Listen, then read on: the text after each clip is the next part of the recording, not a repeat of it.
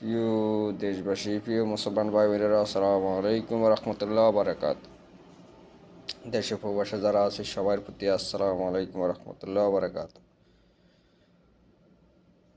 আজকে আমরা বাংলাদেশের যেই পরিস্থিতি নিয়ে এখন বাংলাদেশে যেই কার্যকলাপ চলতেছে, আমি প্রথমত আজকে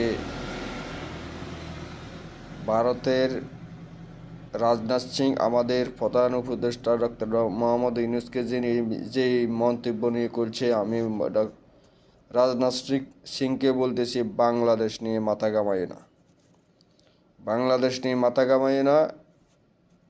চারিদিকে কিন্তু তোমাদেরকে ঘিরিয়ে এলেছে সবাই, এটা মনে রাখি। এটা বাংলাদেশ, বাংলাদেশের জনগণ কি করতে পারে 5ই আগস্টে সব দেখাই দিছে। তো আমি সতর্ক করতেছি আবারও, বাংলাদেশ নিয়ে কথা বলার আগে আমাদের উপদেষ্টা নিয়ে কথা বলবে না।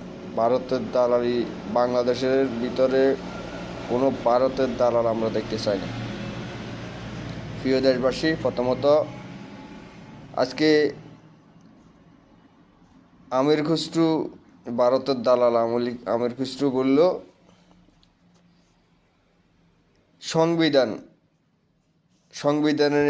সংবিধানে এই সরকার শপথ নিয়েছে। আবার কি, আমি আমির খুসরুরও বলি, বাংলাদেশে তো কি বলবো, তোর মতো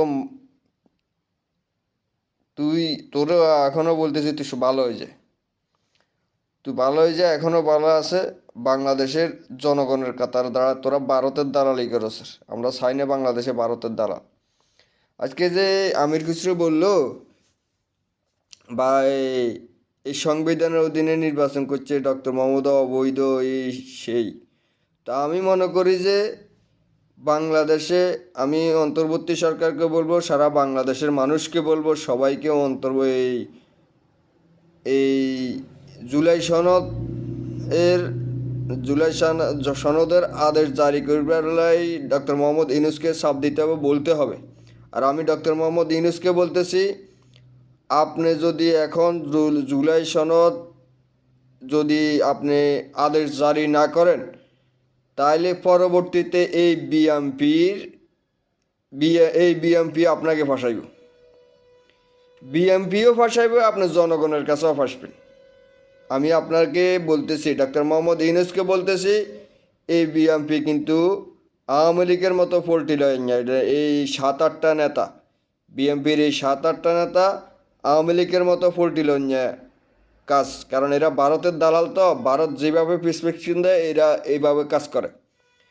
তো আমি ডক্টর মোহাম্মদ ইউনূসকে বলতেছি, কারো কোনো কথা শুনবেন না। আপনারা ইতিমধ্যে দেখতেছেন এই সচিবালয় সব উপদেষ্টাদেরকে অফার দিয়েছে, তারা পরবর্তীতে সরকারে থাকবে। এই কারণে উপদেষ্টারা এই সরকারে এই এই জুলাই সনদ বাস্তবায়ন করতে, মানে তারা অসংগঠিত জানাইছে, মানে নির্বাচনের দিন বলছে। আমি বলতেছি এই জুলাই সনদ কোনো উপদেষ্টার কথা না, আমি বলছি কোনো উপদেষ্টার কথা না, আমাদের জনগণের কথা, আমাদের মানুষের কথা। আমি ডক্টর মোহাম্মদ ইউনূসকে বলতেছি, আপনি এই আদেশ জারি করে এই জুলাই সনদ বাস্তবায়ন করবেন। কোনো বিএমপির কথা শুনবেন না, আপনি কোনো বিএমপির কথা শুনবেন না, দয়া করে আপনি কোনো বিএমপির কথা, আপনি শুধু আপনি দেশের মানুষকেও ফাঁসাবেন না। এই জুলাই সংবিধান যদি বাস্তবায়ন আপনি না করে যান, বাংলাদেশে আগামীতে রক্তের বন্যা হয়ে যাব। এ বিএমপি করবো, এ বিএমপি।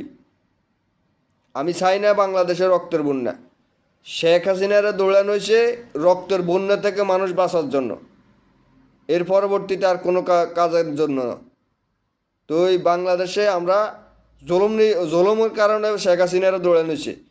তো এই দৌড়ানি যদি আবার বিএমপিরও দৌড়াইতে হয়, তাহলে কিন্তু বিএমপি কোনো আনার টোকায় টাকায় হাইতো না এবারকা। তো আমি বাংলাদেশের জন্য, এখন বর্তমানে আমরা দেখছি বিএমপি আওয়ামী লীগ একজোট হয়েছে। তো আমরা বাংলাদেশের মানুষকে বলতেছি, সবাই সতর্ক থাকতে হবে। প্রয়োজনে দৌড়াইতে হলে বিএমপি আওয়ামী লীগ দোনোটারে দৌড়াইতে হবে আমাদেরকে। এটা হলো আমাদের সাফ কথা, বাংলাদেশের জনগণের কথা। আমরা চাই না আমাদের হাতে কোনো সরঞ্জাম উঠুক। তো আমরা চাই আমরাও ভালো থাকি, আমাদের হাতেও সরঞ্জাম না উঠুক, জনগণও ভালো থাকুক, সরকারও ভালো থাকুক, রাজনীতিবিদরাও ভালো থাকুক। তো আমরা বাংলাদেশের জনগণকে বলতেছি, সবাই মিলি ঐক্যবদ্ধ হই, ঢাকা অবস্থান করি। এই ডক্টর মোহাম্মদ ইউনূসকে বলতে হবে, কোনো উপদেষ্টার কথা নয়, সব উপদেষ্টা হচ্ছে হলো ভারতের দালাল। বাংলাদেশের সব উপদেষ্টা হইল ভারতের দালাল। এই জুলাই সংবিধান তৈরি করে এই সংবিধানের অধীনে নির্বাচন দিতে হবে।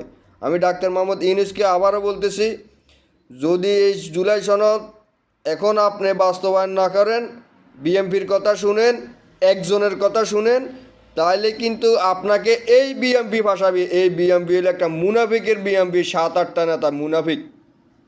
এরা যখন তখন পোল্ট্রি লইতে পারে। আওয়ামী লীগ যেভাবে যখন তখন পোল্ট্রি লইছে, এই বিএমপির এই নেতাগুলো 7-8টা নেতা যখন তখন পোল্ট্রি লইতে লয়। কারণ এগুলো ভারতের দালাল। আমরা আবারও বলতেছি, বাংলাদেশে আমরা আবার গণ অভ্যুত্থান চাই না। আমরা চাই বাংলাদেশের জনগণের স্বাধীনতা। এটা হলো আমাদের সাফ কথা। আর আওয়ামী লীগ জাতীয় পার্টি কোনোভাবেই বাংলাদেশে নির্বাচন করতে দেওয়া হবে না। আওয়ামী লীগ জাতীয় পার্টিকে কোনোভাবেই নির্বাচন করতে দেওয়া, যারা নির্বাচন করতে দিব, আমি নির্বাচন কমিশনারে হুঁশিয়ার করে বলতে চাই,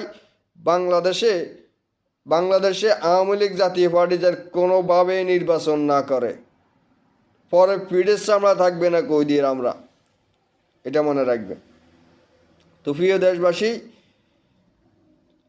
আপনারা সবাই ঐক্যবদ্ধ থাকি, আপনারা সবাই মিলি দয়া করে ডক্টর মোহাম্মদ ইউনূসকে হাত শক্তিশালী করেন, তাকে ভরসা দেন, তার বিরুদ্ধে প্রয়োজনের সচিবালয় হাঁদাই সব উপদেষ্টাকে লাত্তিমারি বাইর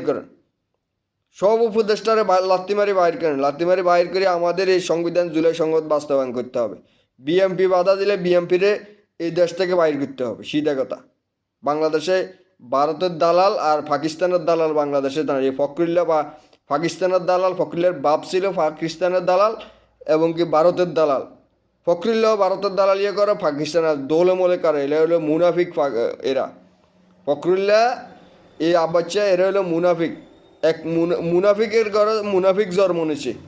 তো বাংলাদেশে আমরা মুনাফিক দেখতে চাই না, বাংলাদেশে আমরা সৎ ব্যক্তি চাই, জবান এক দেখতে চাই, এক জবানের মানুষ দেখতে চাই। আর সৎ নেতৃত্ব দ্বারা আপনারা ভোট দিয়ে বাস্তবায়ন করবেন। সারা বাংলাদেশের মানুষকে বলতেছি, সৎ নেতৃত্ব দিয়ে আপনারা ভোট বাস্তবায়ন করবেন।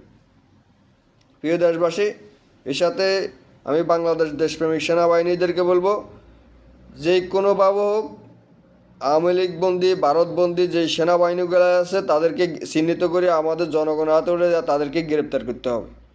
আর সেনানিবাস থেকে যে খুনি সেনাবাহিনী যেগুলো আছে, এগুলোর ঢাকা কেন্দ্রীয় কারাগারে রাখা হোক।